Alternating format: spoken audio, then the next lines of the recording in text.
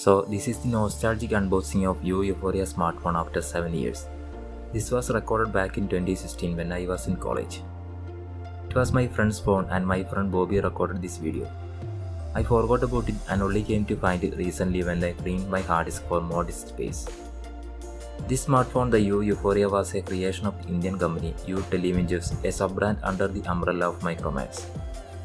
Yu's story began with the Yu Yuphoria in 2015, which took the Indian market by storm due to its blend of impressive specifications and affordable price tag.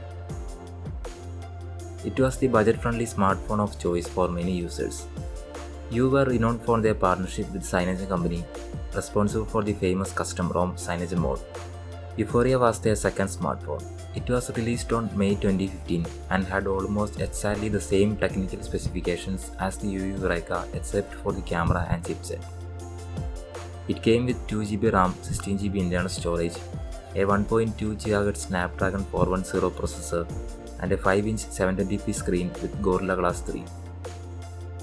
It had an 8MP rear camera and a 5MP front camera. It came with two variants. The first variant U5010 came with Cyanogen OS 12 based on Android 5.0, and later Yu released the 5010A variant with stock Android 5.1.1. The phone you are seeing right now is the second variant. The U5010A variant later received an update which enabled VoLTE support on the device.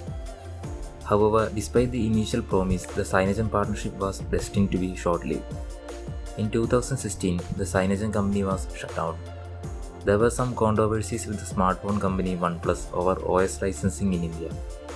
Yu were not limited to smartphones alone. They ventured into various tech segments, introducing fitness tracking bands, portable mobile printers, and power banks. But none of these gained the popularity as their previous gadgets.